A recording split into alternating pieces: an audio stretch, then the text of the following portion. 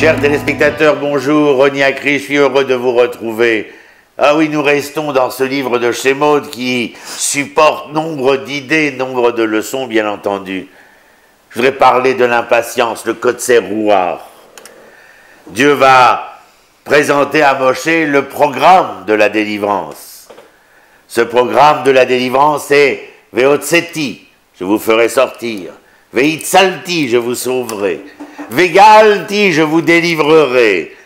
Pour nous dire ensuite, Velakarti, oui, je vous ai pris, je vous ai choisi comme étant mon peuple.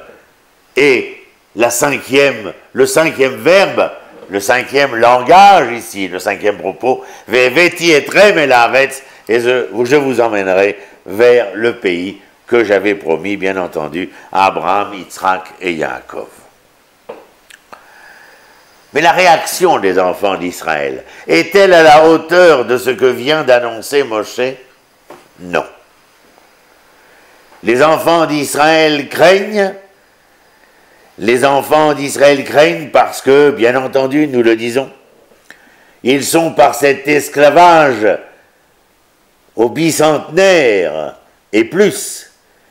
Ils sont diminués, ils sont avilis, et ils n'ont plus la force de penser qu'ils peuvent être une nouvelle fois et devenir une autre fois également. Ce manque d'enthousiasme des Hébreux nous fait que nous posons cette question à bon escient. Vous le savez peut-être, mais nous disons s'il est, comment dire, de bonne loi de dire ce qui peut être entendu, de la même manière, il nous est interdit de dire ce qui n'est pas supportable, c'est-à-dire ce qui est insupportable, bien entendu. Et dans cette impatience, le message, Manes Parber, cet auteur disait, le désespoir d'Israël, l'impatience d'Israël, son désespoir, c'est l'espoir impatient. Oui, Nachon. C'est une impatience parce qu'on voudrait tout, bien entendu, dans l'ici et dans le maintenant.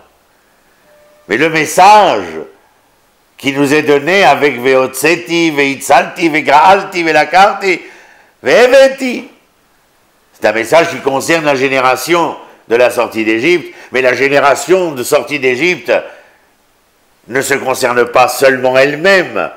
Il y a bien sûr le message, le programme, le projet divin concernant cette génération. Mais bien au-delà de cela, il y a le message pour toutes les générations à venir.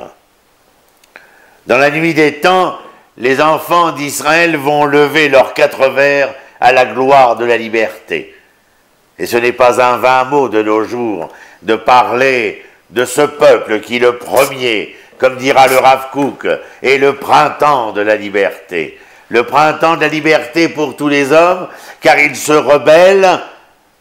Ceux qui ne perdront pas patience accepteront de s'identifier au programme énoncé à Moshe et que Moshe met en branle.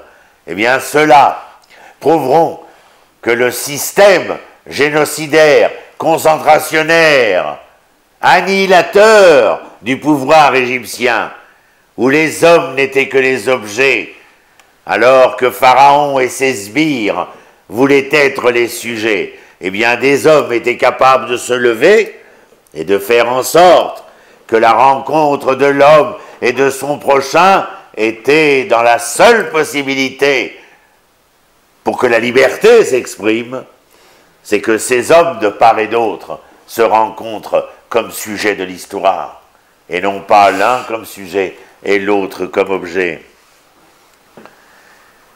Il fallait affirmer l'espoir de la délivrance, comme dit la Gemara dans Sanhédrin, l'une des questions posées devant le tribunal à la fin de vie de chacun, et non seulement est-ce que tu as pris un temps pour étudier le projet de l'Éternel, c'est-à-dire la Torah, et quel est le sens de la Torah?